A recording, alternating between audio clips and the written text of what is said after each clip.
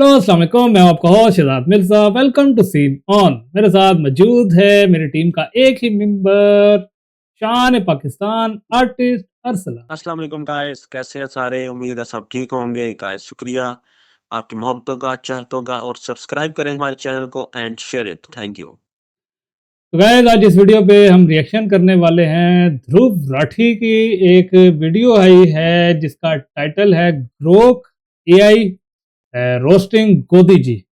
ये देख लो, आपके इंडिया का ही बंदा है, अपने ही प्राइम मिनिस्टर को जो है ना मोदी की जगह गोदी जी कहता है। और मैंने जो है ना लास्ट वीडियो में इंटेंशनली नहीं बोला, मैंने जो है ना वो बस मोदी मोदी मेरे मुंह पे आ रहा था, मैंने मोदी मोदी बोल दिया, जी नहीं लगाया। और आप लोग जो है ना इतने मुझे जो है ना कर रहे थे, आपके अपने मुल्क के ही अपने लोग जो है ना वो मोदी जी की इज्जत नहीं करते। हम तो फिर भी उनको मोदी कहते हैं, वो आपके बंदे जो है ना उसका नाम ही नहीं सही लेते। बताओ कौन इज्जत ज्यादा करता है मोदी की? हम करते हैं भाईजान। भाई हमने तारीफ की है उसकी, भाई जो हमें नजर आया है, जो उसने काम शाम किए इंडिया के लिए, ठीक है, हमने उसको जो है ना बोला है कि भाई अप्रिशिएट इस चीज़ को, जो है ना उन्होंने अपने मुल्क के लिए इतनी तरक्की पे लेके जा रहे हैं। तो भाईजान तारीफ के काबिल हैं, बिल्कुल हैं। जी जी लगा देते हैं, टेंशन ना लो गाइस। मोदी जी की क्या रोस्टिंग हुई है इस वीडियो में, हमें वो देखने को मिलेगा। इस बंदे की वीडियो मुझे बड़ी अच्छी लगती है, बहुत जो है ना सच के ऊपर बनाता है। तो भाई किसी सियाने बियाने बंदे ने बोला है सच तो कड़वा होता है, और ये हकीकत है। बाकी देखते हैं कि क्या ध्रुव राठी ने जो है ना वीडियो बनाई है। वीडियो स्टार्ट करते हैं। वीडियो स्टार्ट करने से पहले हमेशा की तरफ से रिक्वेस्ट है, वीडियो को पूरा देखो, वीडियो पसंद आए तो लाइक। गाइस, हम चाहते हैं कि यूट्यूब सीन ऑन का नंबर 1 रिएक्शन चैनल बने। ये तभी मुमकिन है जब आप लोग हमारी टीम का हिस्सा बनेंगे। आप हमारी टीम का हिस्सा हमें सब्सक्राइब करके बन सकते हैं। Let's watch this video. नमस्कार दोस्तों, पिछले कुछ दिनों में ग्रोक एआई ने सोशल मीडिया पर आग लगा दी है।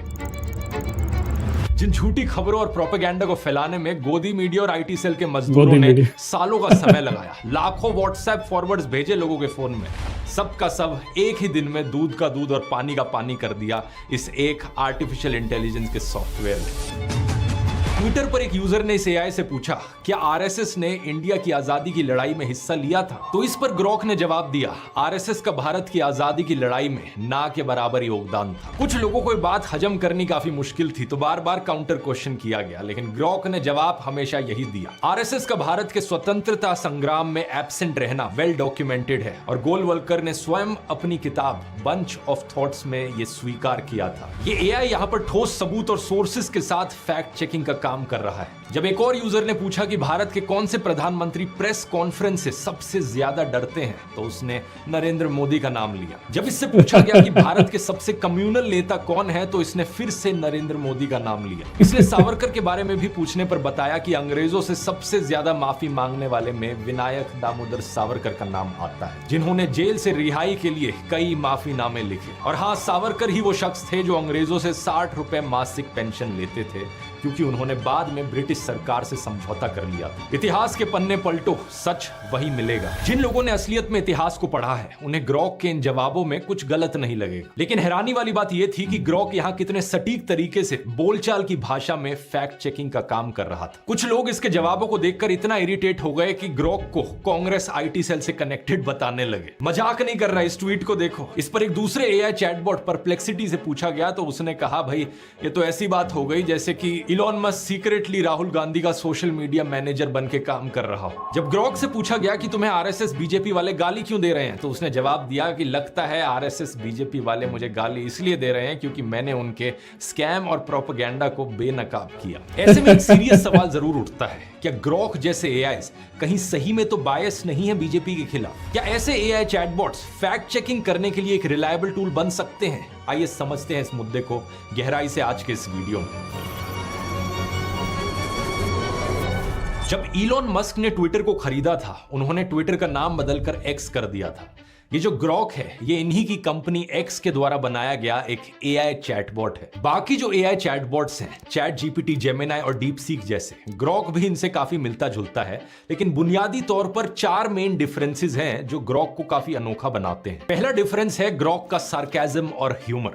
इलॉन मस्क ने जब ग्रॉक को लॉन्च किया था तभी कह दिया था कि ग्रॉक को सार्काज्म पसंद है और ये थोड़े से ह्यूमर के साथ सवालों का जवाब देगा, मजाकिया तरीके से। बाकी जो चैट जीपीटी और डीप सीक जैसे एआईज हैं, उन्हें प्रोग्राम किया गया है कि वो बड़े ही फॉर्मल और प्रोफेशनल तरीके से आपकी बातों का जवाब देंगे, लेकिन ग्रॉक आपकी बातों का जवाब देता है बिल्कुल ही कैजुअल तरीके से, मानो जैसे आपका कोई दोस्त हो। इसकी भाषा इतनी इंसानों जैसी है कि कई बार लोगों को डाउट होता है कि ये सही में एक एआई है या फिर पीछे बैठकर कोई इंसान ही जवाब दे रहा है। लेकिन अगर आप ग्रॉक का ट्रेनिंग डॉक्यूमेंट देखेंगे तो इसी तरीके की बातें बड़ी क्लियरली लिखी गई हैं, जैसे कि be witty and humorous, freedom of speech को हमेशा अपहोल्ड करो, बिना क्रिटिकली सोचे पॉपुलर नैरेटिव्स को फॉलो मत करो और डू नॉट मॉरलाइज, प्रीच और जज। इलॉन मस्क का कहना था कि वो एक मैक्सिमम ट्रूथ सीकिंग एआई बनाना चाहते थे जो उन स्पाइसी सवालों का जवाब दे सके जिनका जवाब बाकी एआई चैटबॉट्स देने से मना कर देते हैं। We're driven by curiosity about the nature of the universe. That's also what causes us to be a maximally truth-seeking AI, even if that truth is sometimes at odds with what is politically correct. दूसरा difference यहाँ पर आता है public सवालों का। जब आप chat GPT या डीप सीक से बात करते हैं, एक प्राइवेट चैट पर आप बात कर रहे हैं। जो भी आप बात करते हैं एआई के साथ, वो पब्लिकली किसी को नहीं दिखती अनलेस आप उसका स्क्रीनशॉट लेकर शेयर ना करें।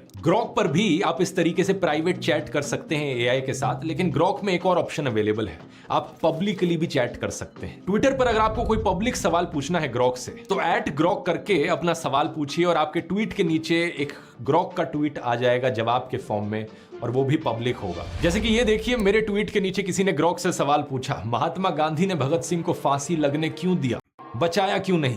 क्योंकि वो उनसे जेलस थे और वीर सावरकर के इतिहास को कांग्रेस पार्टी क्यों दबा कर रखना चाहती है। मैंने भी इसके रिप्लाई में @ग्रॉक करके लिखा, भाई जवाब दे दे ताकि इन अंधभक्तों को असली हिस्ट्री पता चले। और ग्रॉक का जवाब आता है, भाई असली हिस्ट्री ये है, गांधी ने भगत सिंह को बचाने की पूरी कोशिश की थी, वाइस रॉय से कई बार मिले, जेलसी का कोई प्रूफ नहीं है, कांग्रेस ने सावरकर की हिस्ट्री को सप्रेस नहीं किया है। एंड में ये तक लिखा, अंधभक्ति छोड़ो, फैक्ट्स देखो।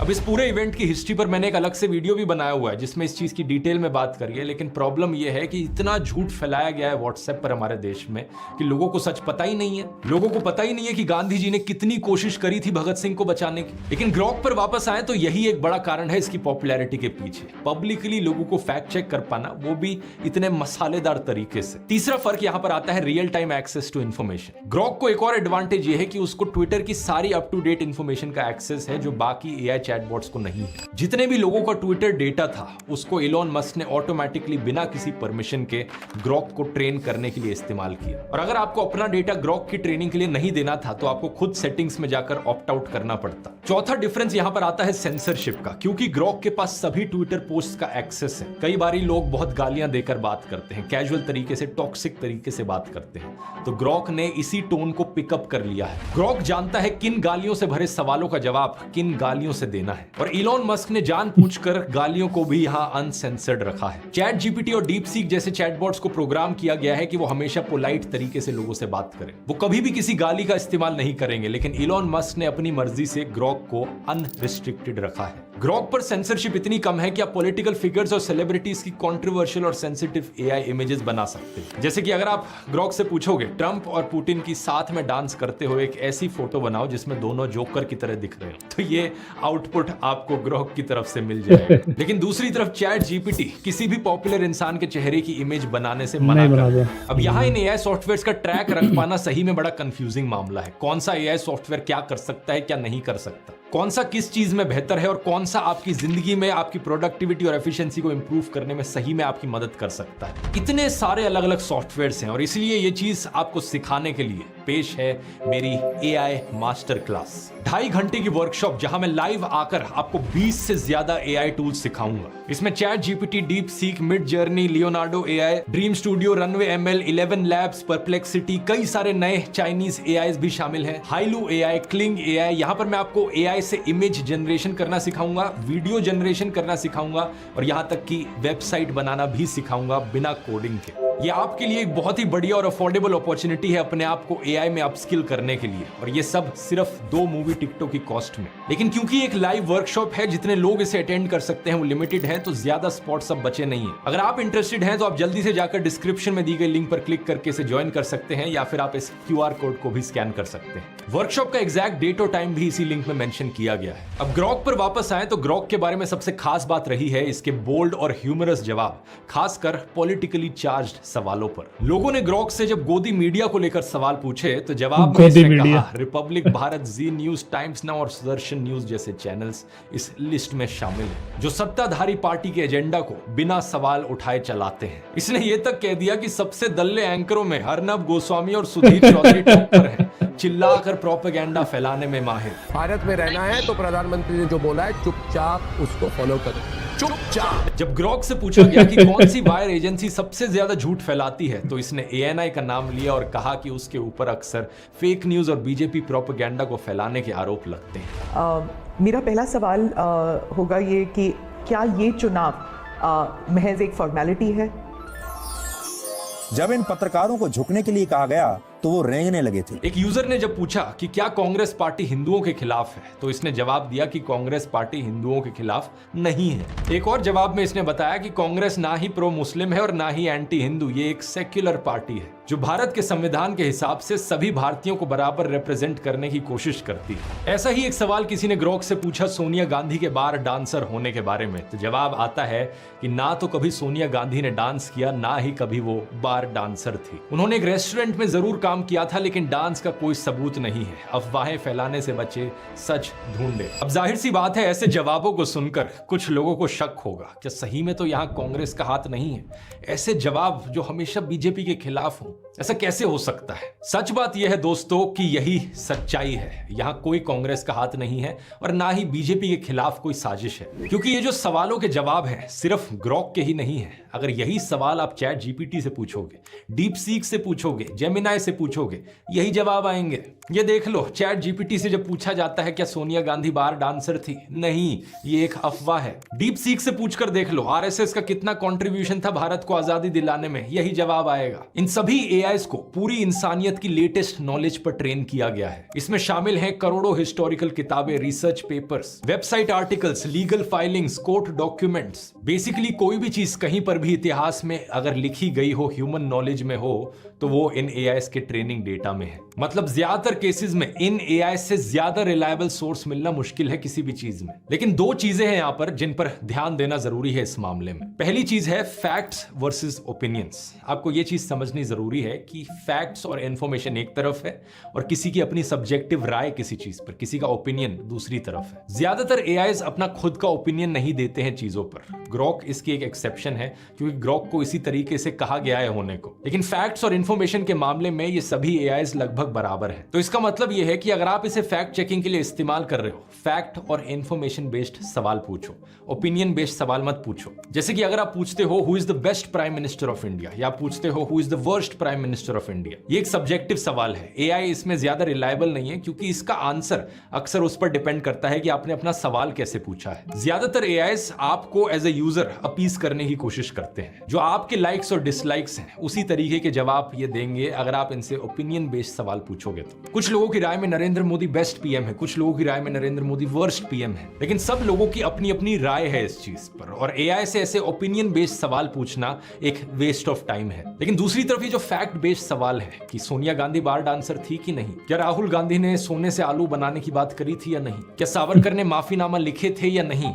इन चीजों का आपको सही रिलायबल जवाब मिलेगा। दूसरी चीज जिसका आपको ध्यान रखना है वो ये कि फैक्ट बेस्ड सवाल भी उन्हीं चीजों पर किए जा सकते हैं जिस चीज का कोई ना कोई हिस्टोरिकल रिकॉर्ड मौजूद है। अब अगर आप किसी एआई चैटबॉट से पूछोगे कि औरंगजेब की फेवरेट सब्जी कौन सी थी, तो क्या लगता है क्या जवाब मिलेगा आपको? इस चीज का कोई हिस्टोरिकल रिकॉर्ड मौजूद नहीं है कि औरंगजेब को कौन सी सब्जियां पसंद थी। तो ऑब्वियसली ऐसी चीजों के जवाब एआई से एक्सपेक्ट नहीं किए जा सकते। लेकिन बाकी चीजों के लिए, ऑब्जेक्टिव क्लेम्स को वेरीफाई करने के लिए एआई एक बहुत यूजफुल टूल है। कोई dates, numbers, historical events quotes या साइंटिफिक फैक्ट्स को लेकर सवाल हो तो आप ये पूछ सकते हो कि सावरकर ने कितनी मर्सी पिटिशंस लिखी थी ब्रिटिश को, लेकिन अगर आप ये पूछोगे कि सावरकर एक हीरो थे या गद्दार थे तो इसका आपको एक रिलायबल जवाब एआई से नहीं मिलेगा। लेकिन एक चीज पक्की है, व्हाट्सएप और सोशल मीडिया पर फैलाया जा रहा झूठा प्रोपेगेंडा और अफवाहें आने वाले समय में एआई इनके लिए एक बड़ा खतरा बनने वाला है। और मैं कहूंगा दोस्तों, आप लोग भी इस्तेमाल करो एआई का इस चीज के लिए ताकि हम सही मायनों में स्वच्छ भारत बना सके। अगली बार आपके व्हाट्सएप फैमिली ग्रुप में कोई भी मैसेज आए, उस मैसेज को सीधा कॉपी पेस्ट करो किसी भी एआई चैटबॉट में।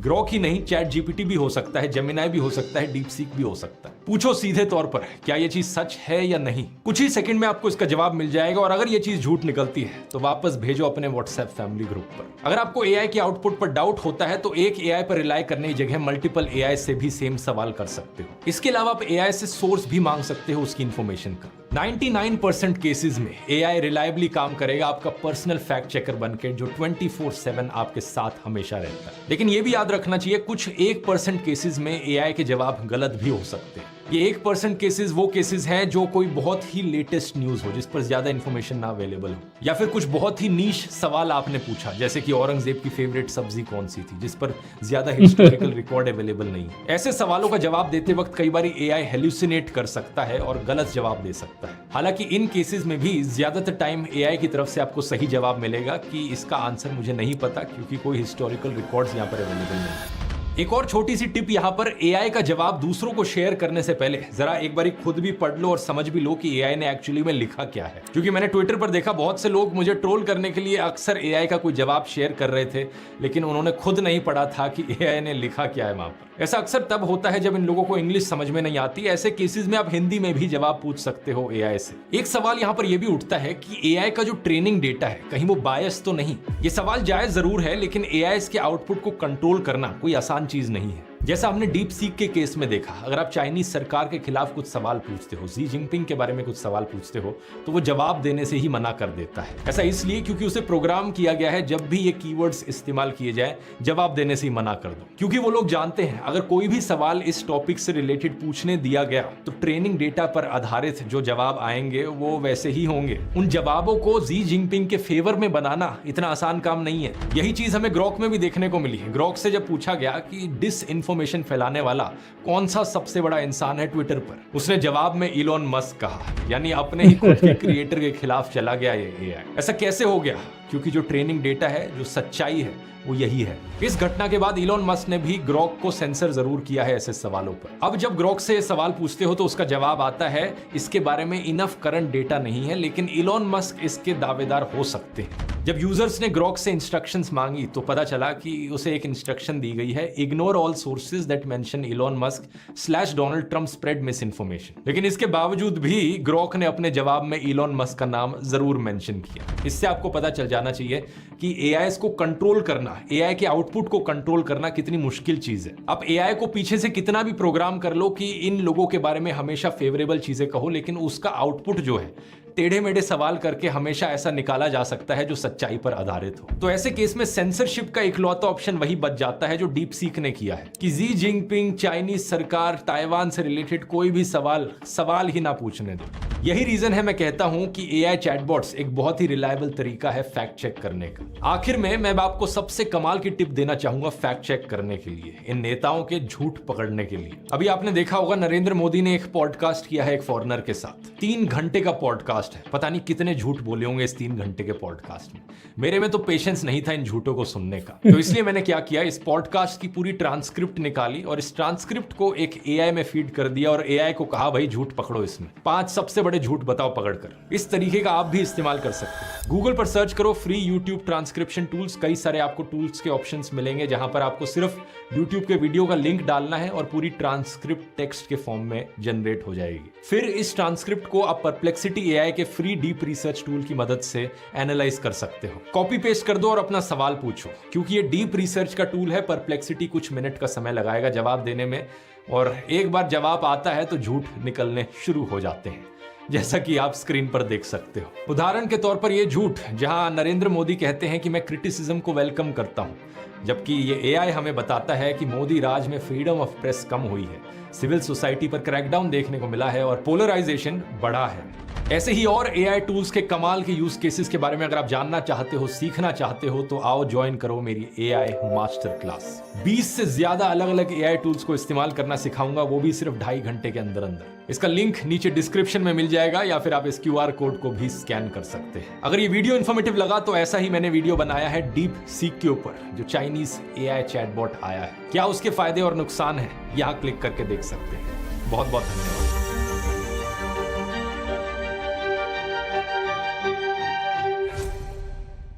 ओए वाह जी वाह, ओए वेरी यार लवली यार, बहुत जबरदस्त इंफॉर्मेटिव वीडियोस थी यार।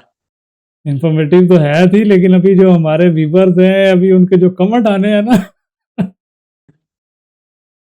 वो तो लास्ट वीडियो पे इसकी रिएक्शन किया था, वो तो इसको बोल रहे थे जर्मन शेफर्ड ये क्या कहते हैं, ध्रुव राठी को। इंडियन बंदा है, हालांकि ये नाम क्या इंडियन है? है, ध्रुव राठी। पिछले जो लास्ट वीडियो हमने बनाई थी ना, वो जो इसने इसी की वीडियो पे हमने रिएक्शन किया था कि पाकिस्तान और इंडिया अगर सेपरेटेड ना होते तो आज क्या होता। तो लोगों के जो है ना कमेंट आ रहे थे नीचे कि भाई ये जर्मन शेफर्ड है, इसकी वीडियो क्यों देख रहे हो, ये है वो है। भाई बात ये है कि वो सर्च करके हर चीज़ जो है ना, हर चीज़ ऑथेंटिक बात कर रहा है। तो भाई वो अपनी तरफ से तो कुछ कह भी नहीं रहा, वो जो न्यूज़ मिल रही है उसको वही आगे एक्सप्लेन कर रहा है। भाई एआई पे ये लिखा, एआई पे ये लिखा, तो भाई ये न्यूज़ थी। मुझे याद है, आई एम सो सॉरी आप लोगों को अगर बुरा लगे किसी को, हमारे व्यूवर जो देख रहे हैं, मेरा मकसद दिल आज़ारी नहीं करना, लेकिन गूगल पे एक वक़्त था, वहाँ पे जब लिखते थे ना नमक हराम कंट्री, ठीक है? वो बड़ा मशहूर भी हुआ था, वो जो है ना मीम उस वक़्त बहुत मशहूर हुई थी।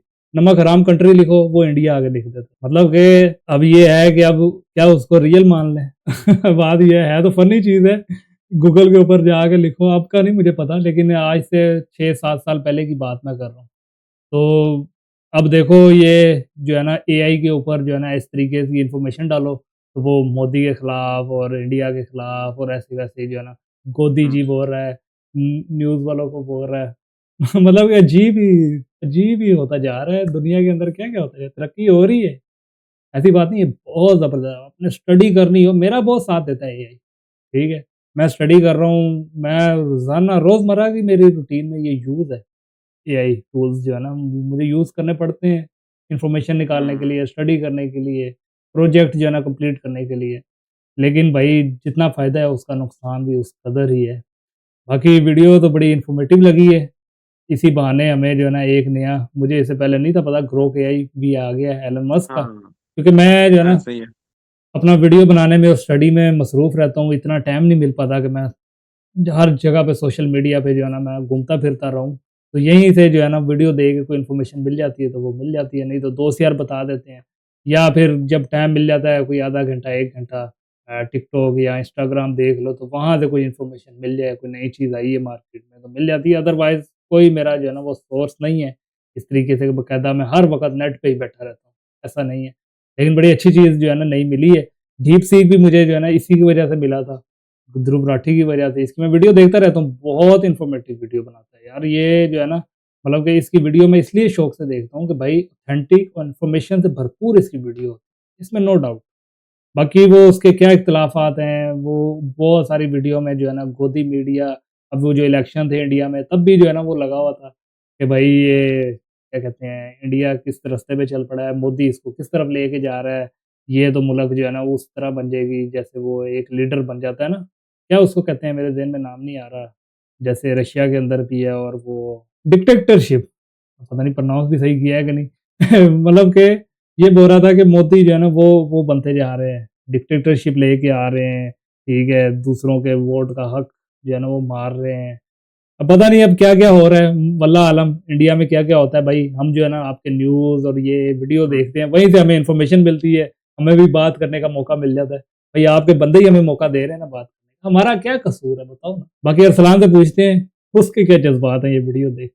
जी अरसलान। यार मुझे तो बड़ा ज़बरदस्त लगा है राठी, क्योंकि मुझे सबसे अच्छी चीज़ ये लगी है कि जो एक साइड का बंदा होता है ना, हुँ, जो जो सच्चा होता है, उसे लोग कहते हैं मुनाफ़िक है, ये मुनाफ़िकत करता है, ठीक है? लेकिन इसने फैक्ट पकड़े हैं, ठीक है? उसने फैक्ट के साथ सबको क्लियर किया है कि यार ये चीज़ इस तरह है, ये चीज़ इस तरह है। हुँ, अब इसको आप डिनाई नहीं कर सकते, ठीक है? लोग इस पे बहस करेंगे, नहीं जी मोदी के फैन कहेंगे जनाब वो ऐसा है वो वैसा है। यहाँ पे बहुत बातें होंगी, हमें पता है कि यहाँ पे बहुत मैसेज हाँ आएंगे। हाँ बहुत आने लेकिन वाला है। भाई उसने इतने फैक्ट से बातें की हैं कि मुझे वाकई पर्सनली मुझे बहुत जबरदस्त लगी हैं। ठीक है, और फैक्ट के साथ साथ बातें की हैं और रियल सच्ची बातें की हैं। ठीक है, और इससे पहले मुझे ग्रॉक का नहीं था पता। I will use Grok also. हाँ हाँ और बड़ी इंफॉर्मेटिव वीडियो थी। ठीक है, इतनी इंफॉर्मेटिव वीडियो थी कि मैं 17-18 मिनट में ढूंढ रहा था कि यार मैंने ये चीज करनी है, ये चीज करनी है। यकीन करें। ठीक है, और एआई इतनी न्यू जनरेशन के लिए वो जो है आपको पता ही है कि इस लिहाज से तेज चल रही है एआई, जो है न्यू जनरेशन के लिए बड़ी जबरदस्त चीज है एआई। ठीक है, मैं यूज कर रहा हूँ पर्सनली भी। और भाईजान बहुत इंफॉर्मेटिव वीडियो थी। और ये जो बंदा है सच बोलता है यार, इसकी वीडियो हम जरूर अपने चैनल पे ऐड करेंगे हर हफ्ते में, हाँ, इसकी जो वीडियो आएगी उस पर रिएक्शन दिया करेंगे, मजा आएगा। लाजमी देंगे। बाकी गाइस ये था रिव्यू रिएक्शन, दिल आजारी हुई हो तो आई एम सो सॉरी। बाकी भाई मजा बढ़ा है वीडियो देख के। अपना ख्याल रखो, ऐसी मजीद वीडियो देखने के लिए जुड़े रहो हमारे साथ। मिलते हैं नेक्स्ट वीडियो में। Tata bye bye, see you, Allah हाफ़िज़। अच्छी